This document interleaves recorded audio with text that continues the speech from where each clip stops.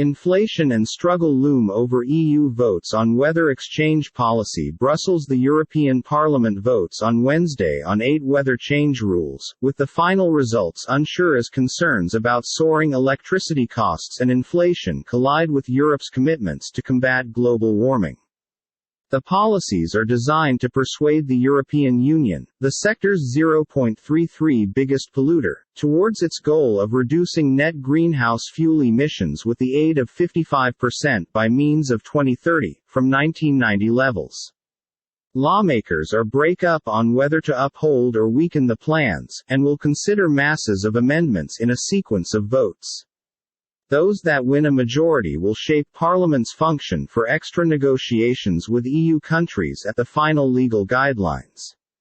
Brussels is touting the rules as a way to swap reliance on Russian fossil fuels for locally produced green power, ultimately decreasing energy costs and heading off the spiraling expenses that failing to address international warming might incur. But a few lawmakers cite the instant pressures of power expenses, the monetary consequences of the Ukraine battle, and the need to offer industries extra time to evolve as motives for a slower method. Emails seen through show a few industry lobbies have urged lawmakers to delay or weaken the measures. One of the maximum critical votes concerns improvements to the EU carbon marketplace, the bloc's most important device for slicing planet-warming emissions with the aid of forcing strength flora and industry to buy lets in once they emit CO2.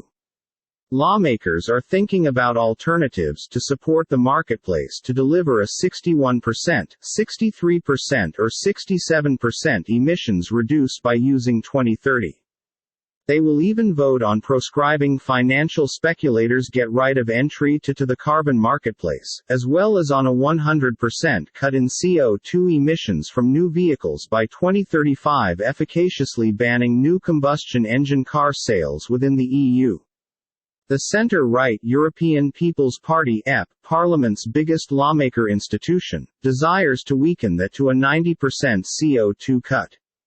Lawmakers also are cut up over whether to cut back or scrap a brand new EU carbon market to impose CO2 fees on polluting fuels used in shipping and homes.